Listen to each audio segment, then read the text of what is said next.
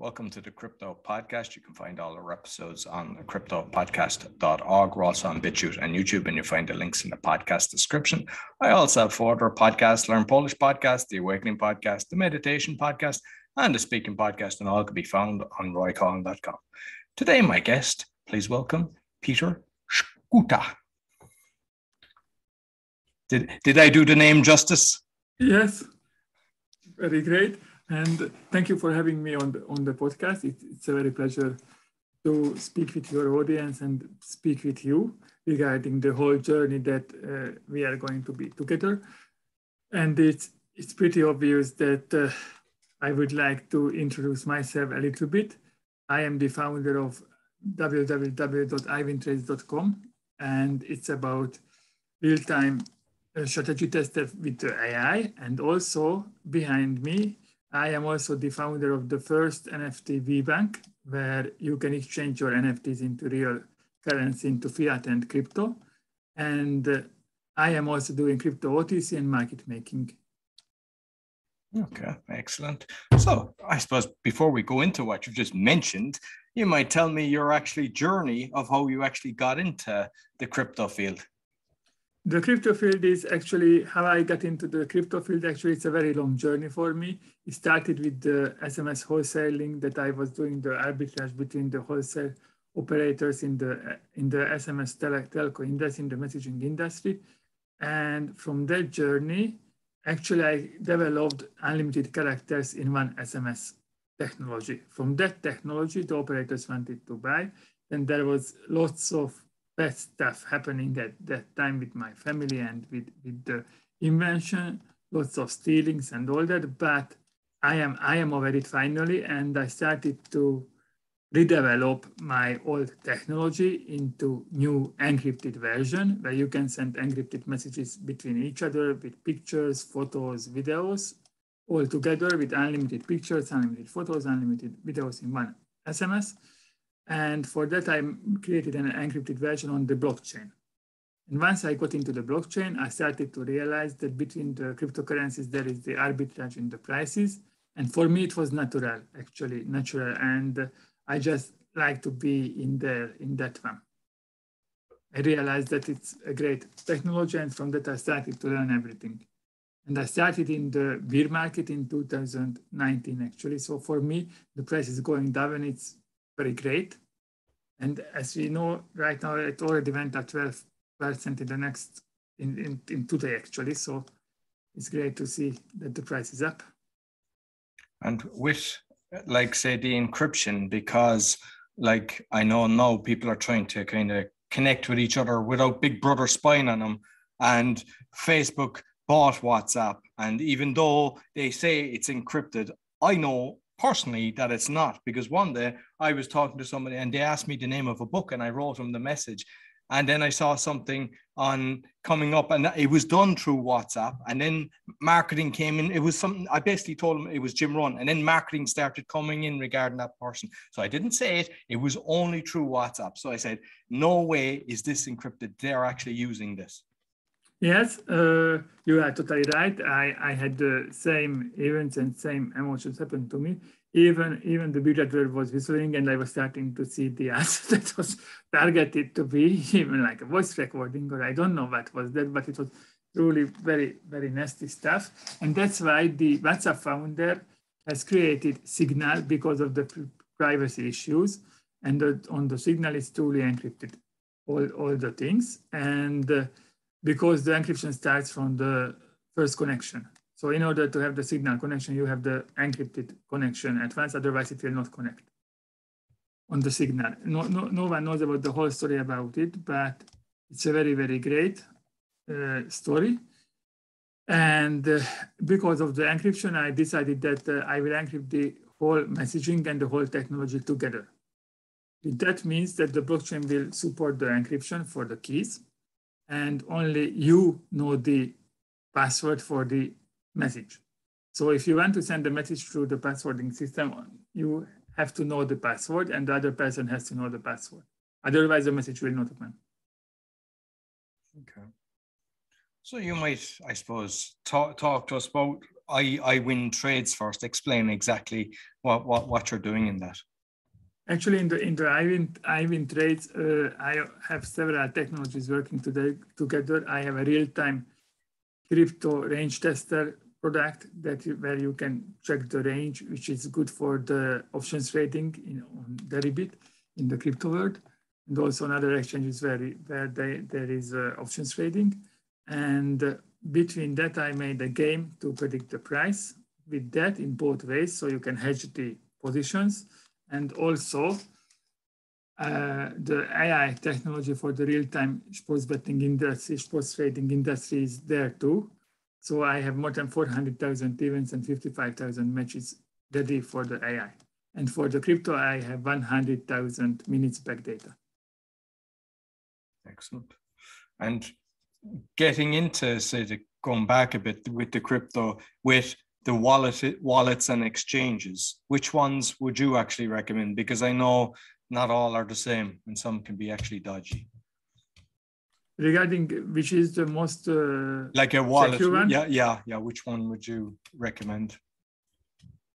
The best would be like what the Winklevoss brothers did. Actually, they put into bank deposits the papers for the words, for the mnemonic words in several banks. When I read the story on Jesus, but for that amount of money they had to do actually, and they split it all the words into several segments, and each bank deposit had the paper in it.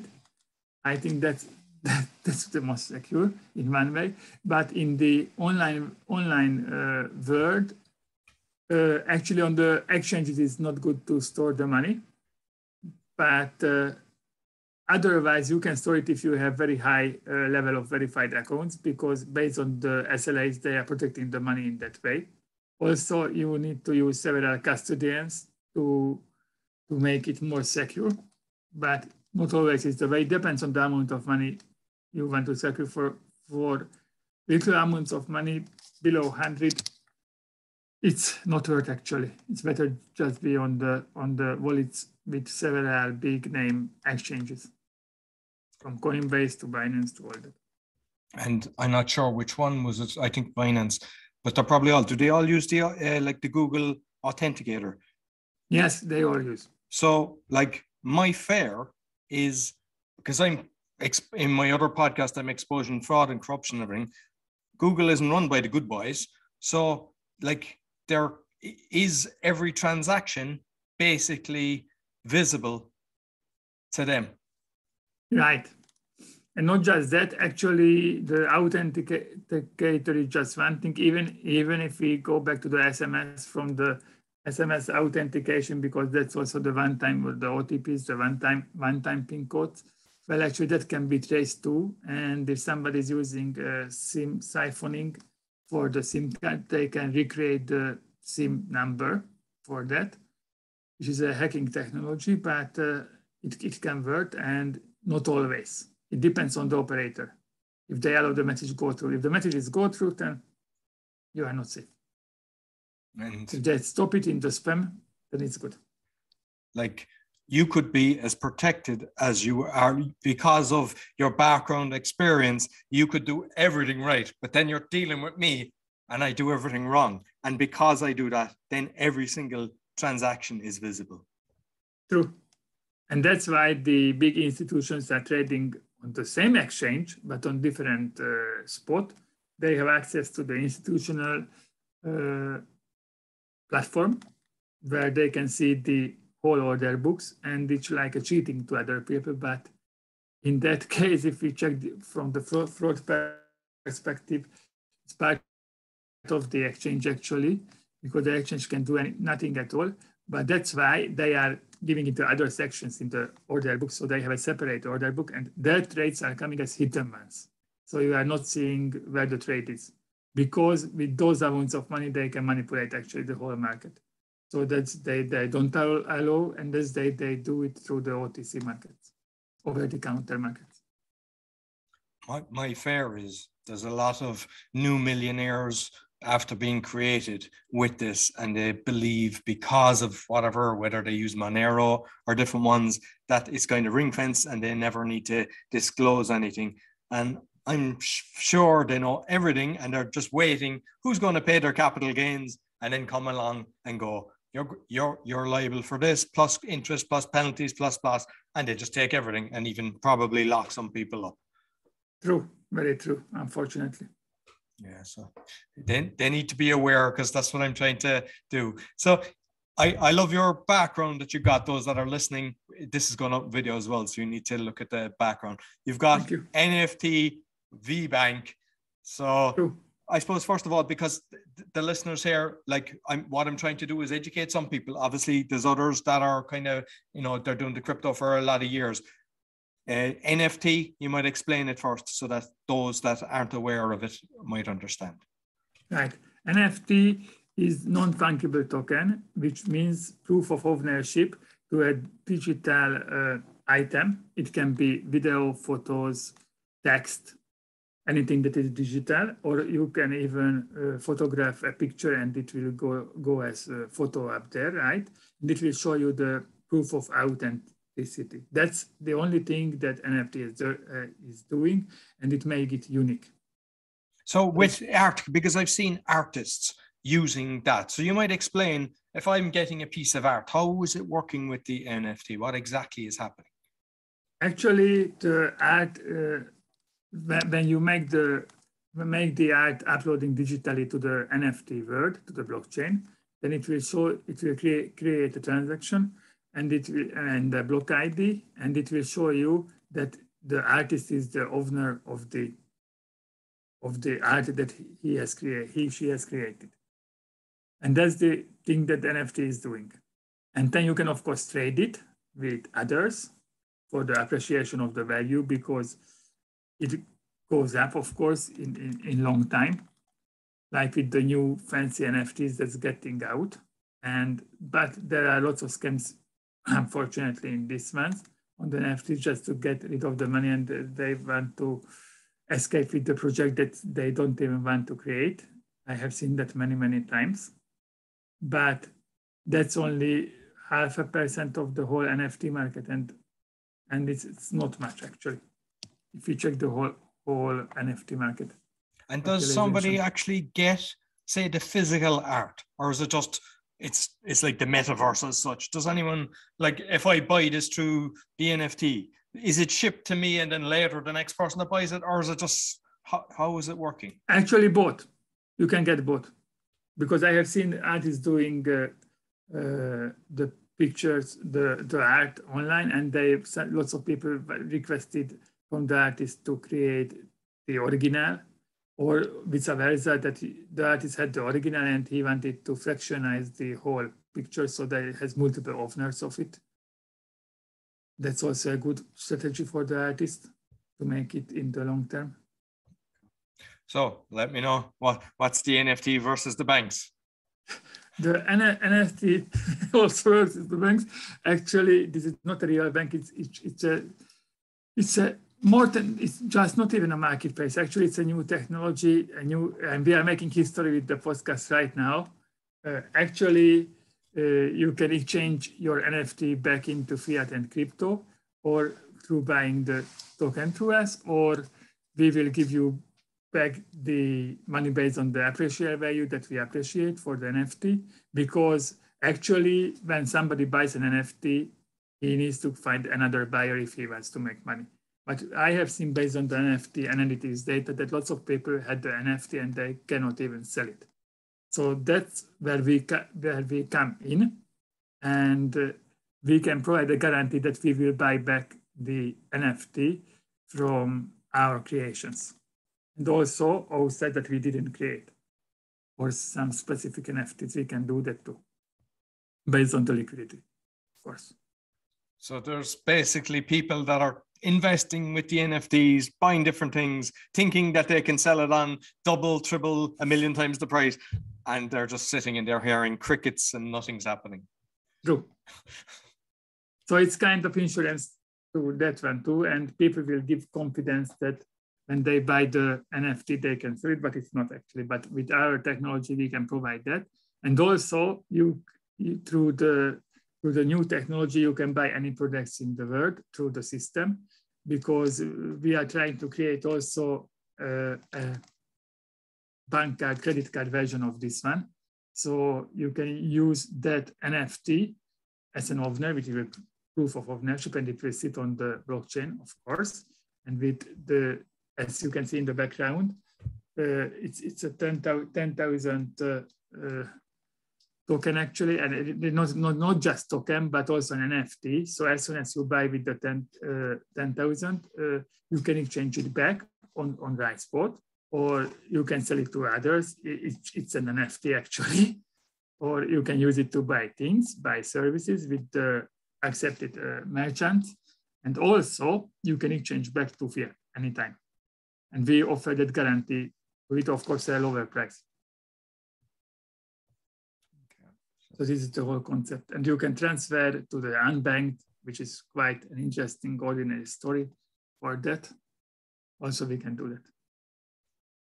And with the NFTs, because with the different crypto coins, I've heard of, unfortunately, there's a load of fraudulence there. I think is it something like 80% is a rug pull, which is basically they're blowing it up and then just, you know, disappears overnight. So what should people be aware of? What kind of fraud is going on that they can protect themselves with the NFTs? Actually, on the NFTs, lots of things are happening. And it's really lots of scams. So you have to check the verified profiles, official profiles of the artists.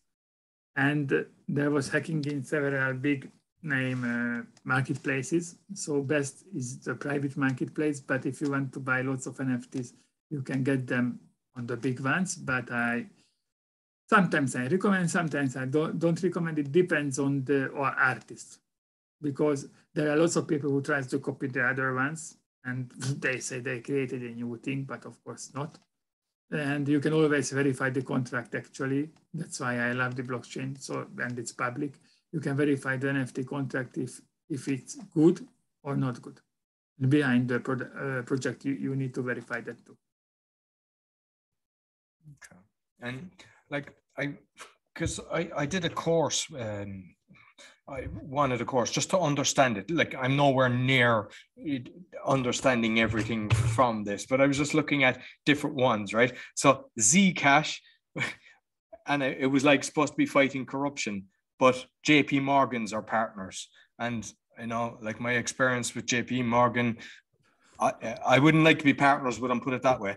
So like we can do that with the Ripple too. Also, there is lots of banks are using it for the intermediary transfers. So not the ordinary people actually. So it's like they have created for them actually. It looks like. Yes, exactly. So and I hate it. Yeah. I truly hate it. And what, like I see another one is Neo in China, supposed to be similar to Ethereum. Have you come across that one? Yes, also it has the same as you mentioned, and I see that I think the state is in there, so not so good. Yeah. It's like the Coinbase, they owns the GDAX exchange, the Global Digital Assets Exchange. I'm not familiar with that. So what is this GDAX, the exchange? What exactly? The GDAX exchange is now Coinbase actually. That was the old name of the Coinbase, actually, the GDAX. And that's how they get into it and renamed the company and renamed everything. And now it's a public company in several days now. So, and I think it was with them that they actually have to, they've even tell you that they're declaring everything so that every transaction they're actually giving back. Yes. And is it American? Is it owned by the US? Is it owned by the US? Yes. And the NSA is in it too. So, and the IRS, which is part of the story. Otherwise, they couldn't. But actually, that's in the other hand, it's also good news because it started to get regulated. So they kick these scammers out, and they can trace several people also, which is that's kind of not good part. Yeah, there's pros and cons for the regulation, because it'd be nice if it was regulated by the good people, but unfortunately the regulators tend to be the bad boys. Like, so yeah, they have the loopholes for themselves, so they can do what they want, but yet they take it off the small boy. They like to tax them and take anything that they want. That's my experience of regulation. Very, very true. So with, like, say, proof of work, proof of stake, because that's something, because I'm trying to kind of cover stuff as well that people aren't familiar with. So you both. Yeah. It would be good if the technology would combine, but it doesn't exist at all. Yeah. Only the two separately. And I see as well, because it was on your LinkedIn profile, that you've done hacking previously, yeah? Right. So and it's only ethical one. Yeah, because I've heard of what's going on at the moment, unfortunately, with the war. That there's a lot of hacking going on, shutting down things, but in an ethical way, like for the hacking. So, for example, what I'm seeing is, I mean, I daily get 5 to 10 different emails. They go spam, but I mean, there's people hacking people the whole time. They're getting. How can you protect yourself against the hackers? Because it's a minefield out there, and unfortunately I don't trust Microsoft. I see they're constantly sending stuff back. Somebody said it's like, is it 10,000 information bits per minute or per hour or something like that? But it's sick what they're at. But for the individual, because like reality is, some of them, they're connecting their crypto wallet. How can you protect yourself from the hackers? Actually, now this is a very, very, very, very great question, and thank you for asking it. Actually, in order to protect the hackers, first, you need to be aware of the environment. What I mean with that is, I mean that you have to check first the source of the email, because there are lots of phishing emails actually. And you need to report the phishing emails back to Google. So next time when you get one, it will be automatically go into the spam folder. And also it will be deleted. That's one thing. The next thing is you have to check the official verified source, and you have triple check in the browser that is same address several times before. If you click on any link that is not part of the official email and I really try to create it, you can always check before you click where it will go. And how do you do that? Just by hovering over the link? Yes. And it will show you the link actually. Okay, because I know that some of the tricks that they do is they have an additional letter. So the website might have like 2 A's or 2. So people unconsciously think, oh yeah, that's all right. And unfortunately. Yes. But if you check letter by letter, that's what I do. I check letter by letter always. And even if they are using several redirections, the end of the redirections is not the right link. And also they try to add keyloggers and viruses for the computer, but the browsers are now preventing it actually, and shows the malicious websites because they are using several databases together. It works actually in every browser. And that's the new thing that they have added that in the recent updates. So it's actually working pretty good. And tons of pop-up blockers are in it too. But if you're not visiting those sites, because the only way to get it, you have to visit it somewhere, right? So if you go to that way, then you will get it. So there is no other way around. But if you don't visit those sites, then no problem, because you will never get those ones from the official websites. And it was actually a guest we had on last week, and I wasn't aware that you could actually, because I had written a book but didn't release it, and when I was ready to release it, all the links were gone. But you can actually go back, I don't know, backlink or something. I have it saved somewhere there, but I forget the name of it. But I was able to go back to companies that I had like 10 years ago and look at the website, even though it no longer exists, in real time, and see exactly the offers that I had and the whole lot. So, there is sometimes, but like the fair as well as, I don't know who owns that.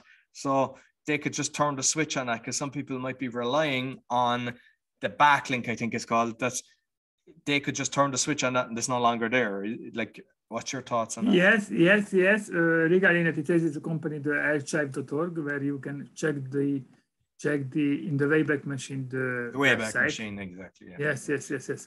But not always up the website. It's good for researching, and you can check the old websites too. But if you check the domain name and the content, and if it's not same, then you know that the change happened. So you can see exactly what's going on. And there are several domain truthers who use this actually for the PPC marketing and booking. Even they want to create, they buy the exit traffic on it. If we get into the internet marketing space with this information, because I'm very familiar with it also. And if you check that, then lots of domain flippers want to do that, to buy the domain and make PPC advertisement on all domains, because it's very good for the traffic. And sometimes I see a scam with that when they made the advertisement look the same, but the ads was not even real, and they replicated the whole website like a clone. So it was. That's unfortunately the disadvantage of actually offering that service. Yes. I didn't think of it that way. With the Bitcoin, that's something I'm asking all my guests, because everybody's got their own opinion. Who do you think created it? I know we heard of, Satoshi Nakamoto, is it? Actually, it's a decentralized. People have created it back in the crypto wars. There was also crypto wars in that one, when the cryptographers was having a war with each other, who will create what. And I have also seen several people try to add the ideas together and collaborated it. Then they released it into decentralized version of it, like in the hacking world, for the applications. And it was the first time when the white paper was created at that time. So in order to make the white paper get into the mass audience, they started to send it everywhere. And if you make through research, you can find even the newsletters where they try to make the PGP group for the public keys. As you know, the normal public-private and public-private keys signing when you sign the documents with that one also was part of it. And they tried to create a new financial system with that. Actually, that was the main concept of the first version of the Bitcoin. But the first version of the Bitcoin actually was between IP to IP. And that's what lots of people doesn't know. And it's for me, when I see the first screenshots of the source code that you can send between IP to IP, the transactions, it's a true good stuff, actually, right? Because they connected two different computers together. And then the blockchain came, which is the main technology, of course, which is a decentralized database, actually, with lots of mirror copies. So when you create a new blockchain, you need to find verifiers with proof of stake or proof of work to make the transactions go through, or you use side chains for that. As blockchain is a software, and it works as a server software. That's also not lots of people know. Okay, and the one Monero, do you believe that that's actually, because there's like that and another one, is it Pirate, I think is the other one? Are they a safe form of crypto that is kind of non-traceable, or based on what we discussed earlier on? Based on what we discussed, no, nothing is safe, nothing, because as I have full proof that it's IP to IP. Yeah, exactly. Yeah. Because even when you make the transaction, you are sending the IP. Yeah, exactly. Yeah. So, but people forget it. Yeah. Okay. Well, Peter, you have shared a lot of wonderful information. So you might let people know how they can help you, how they can reach you, and what's the next stage. They can reach me on the LinkedIn, on Telegram, actually also, on Instagram, on Facebook, and on my domains www.IWinTrades.com also. they can find the social profile. So, and also here on podcast too. Okay, perfect. And I'll make sure that I'll put all the links in the podcast description. So Peter, thank you very much. It was a pleasure. Thank you very much. So that's all for the Crypto Podcast. You'll find all our episodes on thecryptopodcast.org, also on BitChute and YouTube. Be sure to give us a 5-star rating, share with your friends. Nice comment. It always helps. Until next week, take care.